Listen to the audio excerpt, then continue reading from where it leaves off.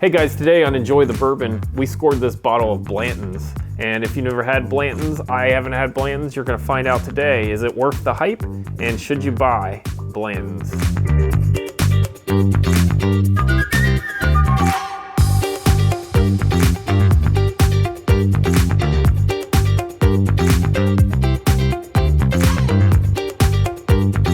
So again, here we are looking at Buffalo Trace, and the very unique bottle. I'm gonna undress the bottle here. So it comes with this little netting, so I'll take that off. The bottle itself is very unique. It's a globe-shaped bottle. It does have this stopper on top with a horse on it, wax ring, little tab. So very unique, different type of bottle for the single barrel Blanton's. This netting is interesting. Why did they do the netting? Did they tell you on the tour? Tell me about the tour. What was the tour like when you went into the bottling place? So that's a good question. So I've actually been on, and I think I've mentioned this in other videos, I've been on a few Buffalo Trace tours, and Blanton's is there. It's a much smaller building, actually just next to the gift shop. It's called the Albert Blanton's Bottling Company building, and you go in, there's about 5 or 6 people in there. At the very top of the room, you'll see individual bottles of bourbon that are going to be Blanton's. They were marked for Blanton's. They're hand pumped out of the bottle. Very small assembly line. People are working it, handwriting a lot of the label information.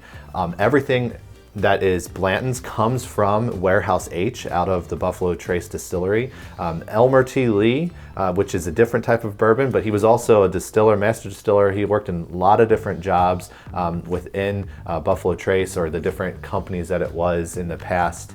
And he actually worked with Blanton. So Albert Blanton worked there as well.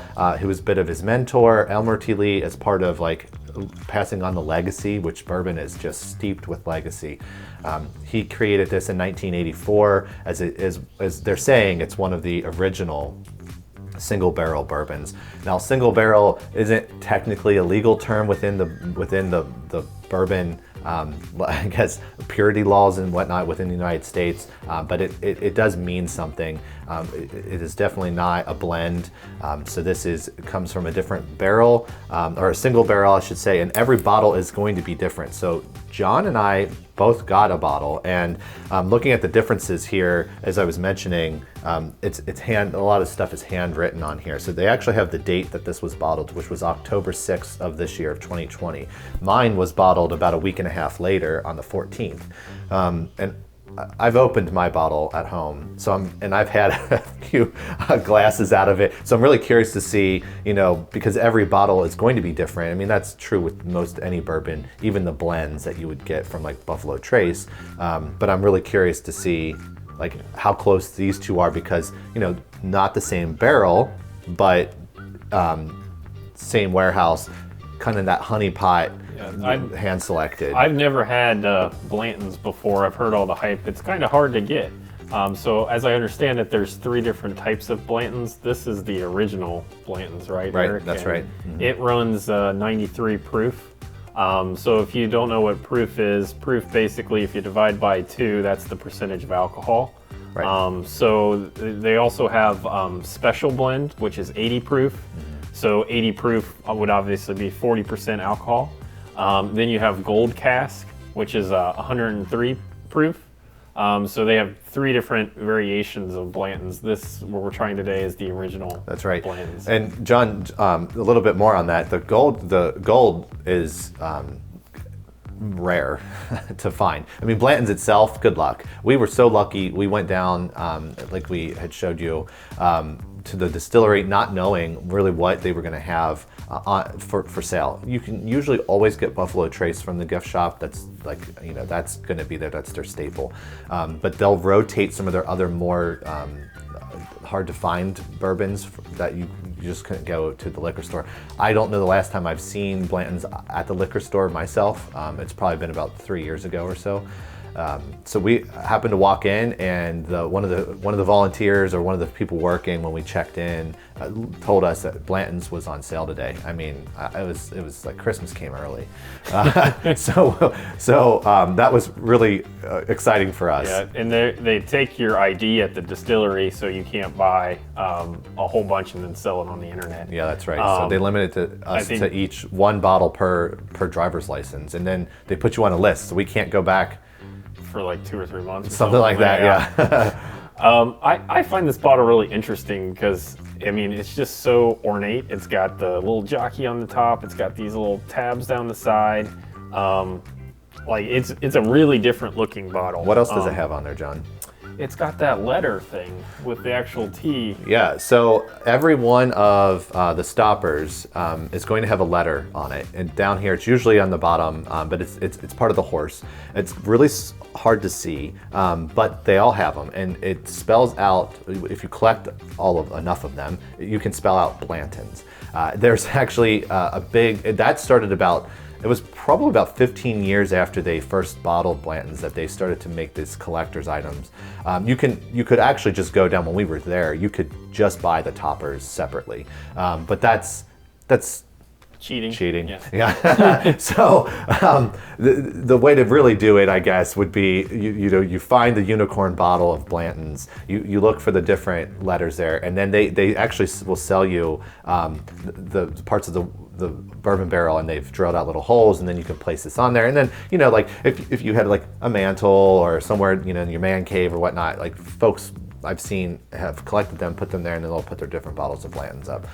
The one other thing I wanted to say about the 3 different types was the gold label. That one being very difficult to find, hasn't actually been released in the U.S. for a very long time. It was primarily made for the international market. Asia, a lot of it went to Japan. That's changed recently in the past few years. So I've seen on Instagram, folks that I follow, they've actually just gone to the liquor store and it was there. I don't know how they won that lottery, but I'll definitely have to keep my eye on that. If I ever found a gold label, yeah, we'll share it with you guys. At least in our area, it is not just go to the liquor store and find it. Not at all. Maybe in some areas you can. Yeah. So a little bit more about Blanton's from a history standpoint. So Albert Blanton, again, worked at what's now the Buffalo Trace Distillery. That's changed ownership over the years, a lot of different names as well. But what's really interesting to me is when we were doing a little bit of research, we found that Blanton's, while it is bottled, distilled, and everything, and stored at Buffalo Trace in Frankfort, Kentucky, there's legal technicalities there where it's bottled in its own building. It's placed in Warehouse H, which is the historic, they claim is like their best warehouse there. So all of the Blantons comes from that. But to make it a little bit more complicated, Sazerac family owns Buffalo Trace, but they don't own Blanton. So there's more of a licensing agreement. So it's actually owned by a company named Age International Incorporated. I haven't done a whole lot of research on that, but I thought that was a really interesting thing. And I think a lot of that comes from Prohibition, and when a lot of distilleries ended up closing down or other distilleries started to buy up some of those other brands. Some of them went out of business altogether. We're starting to see a bit of a resurgence where folks are bringing back some of those names over the past 15, 20 years. So it's really interesting to me that this is kind of another one of those weird anomalies where, you have these family distilleries and they, for one reason or another, they start to kind of go together. But this one, while everybody would say, oh, it's a Buffalo Trace bourbon, to some extent that's true, but it's actually not owned by that same company. So Eric was trying to explain this to me and my head was hurting because it's some kind of complicated partnership. So basically they're selling, they don't want the burden of running a business, but then they're selling the name to them, right? And then they're able to get the recipe, and is that what it is? Yeah, pretty much. Yep. Okay. So a lot of the same people are involved. They have different mash builds. This one's going to be slightly different, more of a high rye mash build, where like Buffalo Trace is more of a low rye. So and again, the mash build is 51% corn, and then there's going to be a different combination of barley, wheat, and rye in there that's going to give you a different flavor profile. Not to get too complicated on this one. All right, so I think we talked about that, people will use that term unicorn. And again, I mean, that's pretty self-explanatory. They're saying that's very elusive. When you find it, you're lucky. There's a lot of secondary markups. So like John and I easily could have put this on the internet and sold it for, a couple $100. I think, did we pay $65 for this? Oh yeah, that's right. It was $65. That's at the distillery. So. Yeah, in Kentucky. So that's what they sold it for there. A few years ago in Ohio when I bought it, it was like $55, $60 as well. So not a huge difference between Ohio and Kentucky in that respect. But I've seen it on the internet for like $200 plus if you want to buy it from a reseller. Oh yeah. So yeah, it's hard to find some people who don't want to scour liquor stores who have a lot of money. Yep. Just go out and buy it on the internet. Yep. Okay, John, I'll let you do the honors. This is your bottle. All right, let's do it. This is so do you take the little Yep, guys? they actually, the tabs on the back, you can pull it and then it will pretty much pop it right off. So you pull them both at the same time? I would pull one and then start. One. It's like a Maker's Mark kind of thing. No, it's a Blanton's kind of thing, John. I know it's a Maker's Mark. Well, I know it's a Blanton's, but Maker's Mark has that wax. Yeah, so there's a few. They got the wax seal definitely, on this. yeah. There's a few distilleries that definitely are using wax to kind of sell you on that it's a little bit more exclusive. Blanton's again there's a lot of personalized touch. It's handcrafted, white glove, if you will, where it. Oh, horsey. All right, I'll pour you on here. That's good. I want you to, I have my own bottle. Oh, that would have been bad. Tears would have been rolling down his face if you would have dropped that bottle. Back in there. Yep. Okay. So again, this is 93 proof. It's got a nice deep color. I mean, give it a nose. It has a little bit of spice because of the rye. Just in the nose of it, but okay. Oh, Us unsophisticated people would say how it smells, right? That's right. I'd say it smells. I like it. It's not strong. No, it's caramel. No, caramel flavors in there. Like I said, there's a bit of a spice. All right, John, you go ahead and try it. Ready? I'll keep talking. So I had this just the other day. I couldn't wait any longer. We've had them sitting in our cupboards for a couple weeks now. What your initial thoughts? I like it. I like the caramel. It reminds me a lot of other Buffalo Traces. Oh gosh, Buffalo Trace type bourbons. It's smooth. I breathed it in. That's why I coughed. It does not. It's not though. It's not a spicy bourbon. I mean, it's a traditional bourbon. No, it's not spicy. It makes you feel good, like that first warming sensation as you drink it. But high drinkability on this for me. It's I mean, it definitely. You can tell it's made Eagle Rare and Buffalo Trace. Yeah. There's a lot of similar characteristics there.